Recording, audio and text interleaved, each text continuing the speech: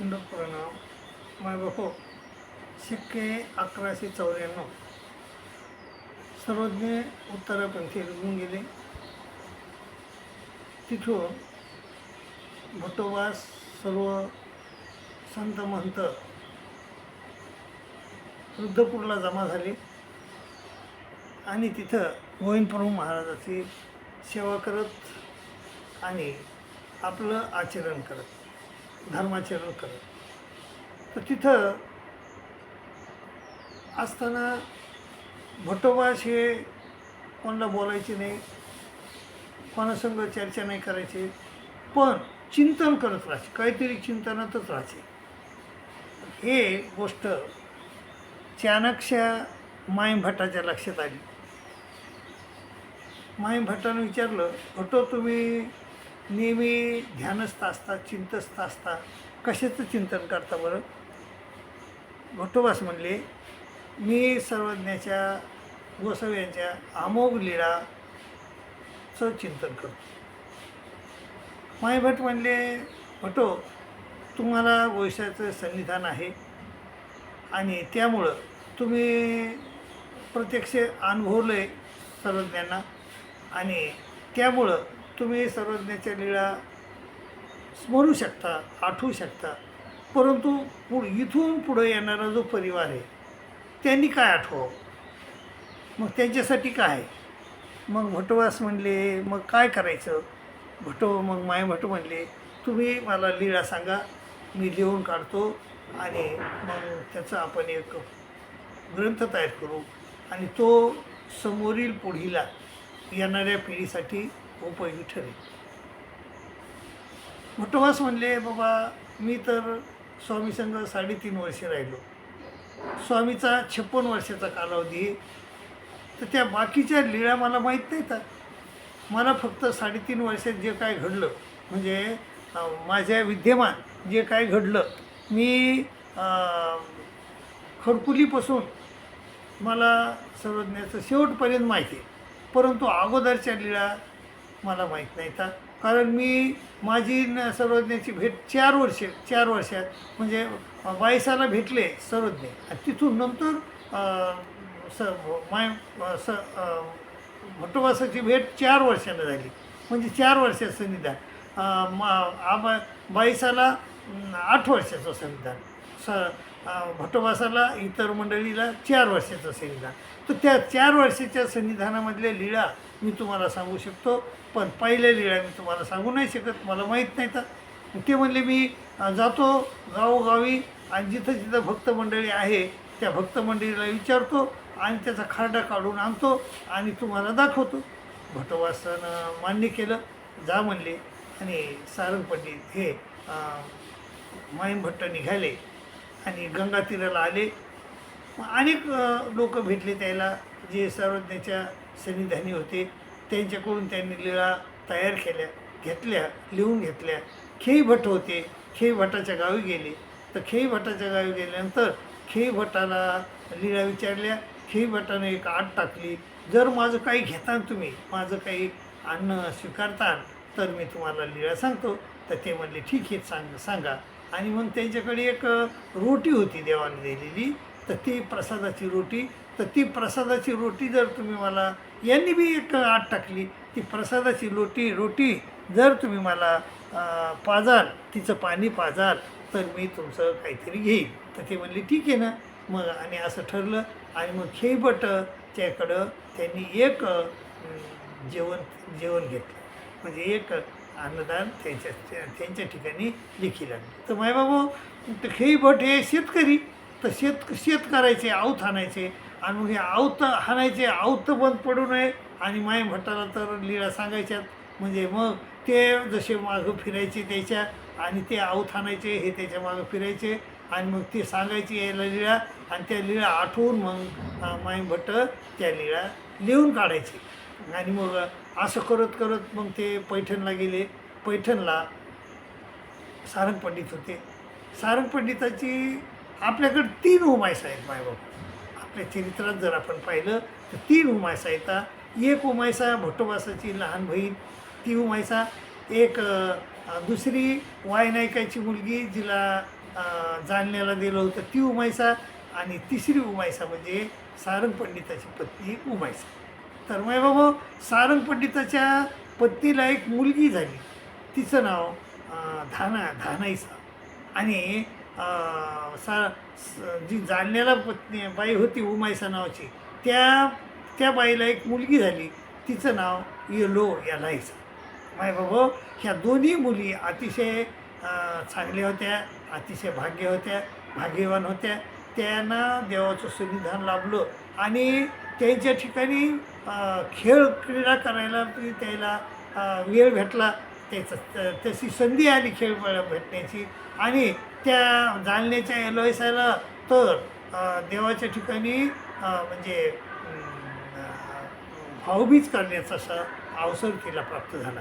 तर असं मायबाबा हे सारंग पंडिताच्या घरी गेले.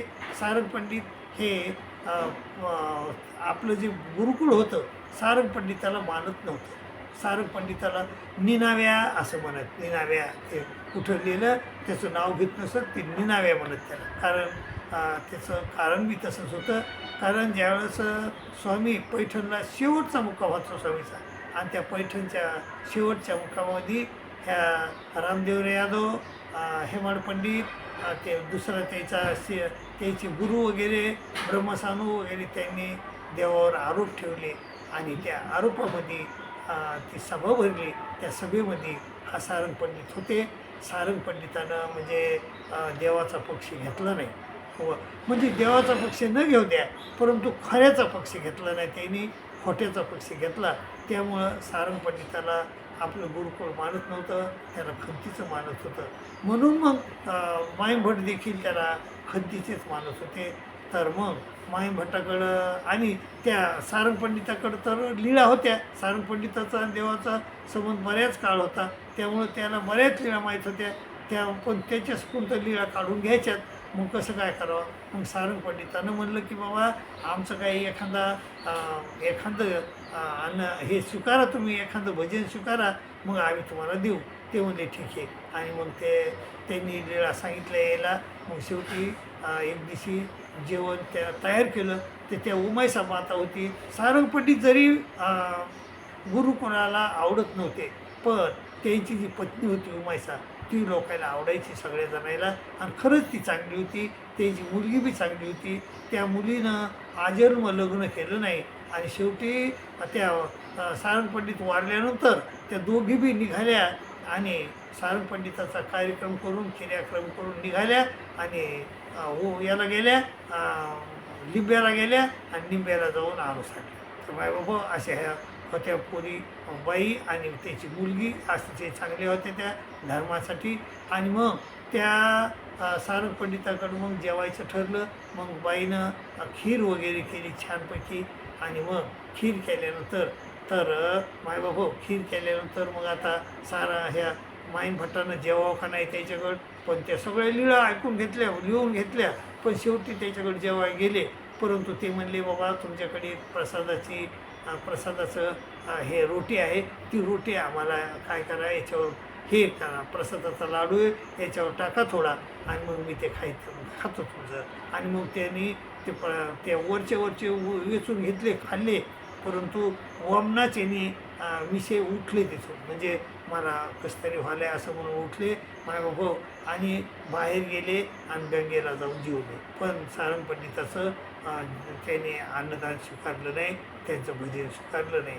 मायबाबा त्या उमायसाला किती वाईट वाटलं असेल, त्या उमायसाच्या मुलीला किती वाईट वाटलं असेल, हे माईभटाने याचा विचारच केला नाही. मायबाबा 4 माणसं जरी एका घरातले वाईट असले, आपल्या विरोधात असले, पण एक जरी माणूस म्हणजे आपल्याकडून असला, तर धर्माकडून असला, तर त्या माणसासाठी तरी आपण त्या घरी झालं पाहिजे, त्याचं भजन स्वीकारायला पाहिजे, असं भटुवासाचं म्हणणं आहे. तर मग माईभट उठले, जेवले नाही.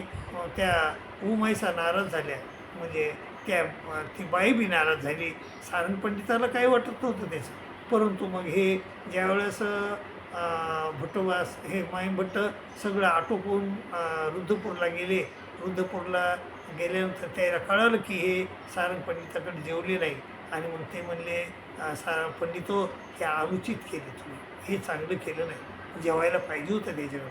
त्या सारंग पंडितासाठी नाही, तरी सारंग पंडितासाठी नाही जेवायला पाहिजे होतं, परंतु उमायसा येलो नावाची पोरगी, त्या पोरी दोघीजणी धार्मिक बाया होत्या, तर त्या बायासाठी तरी तुम्ही जेवायला पाहिजे होतं आणि हे ठेवायला पाहिजे होतं, तुम्ही हे चांगलं केलं नाही, असं भुटोबासाचं मत होतं. माय बाबा आज बी तशा गोष्टी होतात. आपल्या एका घरातली 4 माणसं असतात, तर 4 माणसापैकी 3 माणसं आपल्यावर विपरीत असतात, पण एक आपल्यावर अनुकूल असते, धर्मावर अनुकूल असते, आपल्यापेक्षा धर्मावर अनुकूल असते. आणि त्यांनी जर बोललं आपल्याला त्या अनुकूल माणसानं, तर आपण त्याच्या घरी अपमान सहन करून निश्चित झालं पाहिजे. कारण काय आहे, जर ते माणूस आपल्याला टिकून ठेवायचं आहे, ते माणूस आपल्याला धर्मात पाहिजे, ते अनुकूल माणूस, आणि त्या माणसासाठी तरी आपण त्या घरी जाऊन आपण त्याचा अन्नदान स्वीकारायला पाहिजे, भजन स्वीकारायला पाहिजे. त्या 3 माणसाची विचार करायचा नाही, त्यांचा आपल्या मान अपमानाचा विचार करायचा नाही. हीच शीख आपल्याला ह्या लीळेतून, ह्या स्मृतीतून आपल्याला घ्यायची. मायबापो, तुमच्यावर असा प्रसंग आला तर एखाद्या घरी जर एक माणूस तुमच्या आपल्या धर्माला अनुकूल आहे आणि 3 अनुकूल नाहीत, पण त्या अनुकूल माणूस जर तुम्हाला बोलवत असेल आणि तर त्या अनुकूलाचं मन ठेवण्यासाठी तर तुम्ही त्या घरी झालंच पाहिजे, असं ह्या स्मृतीतून आपल्याला समजत आहे. बाबा त्याप्रमाणे तुम्ही स्मृत्या नुसत्या वाचायसाठी नाहीत, नुसत्या करमणुकीसाठी स्मृत्या नाहीत, त्या स्मृत्या वाचून आपल्या हृदयात ठेवून आपल्याला त्याप्रमाणे आचरण करायचं मायबापो.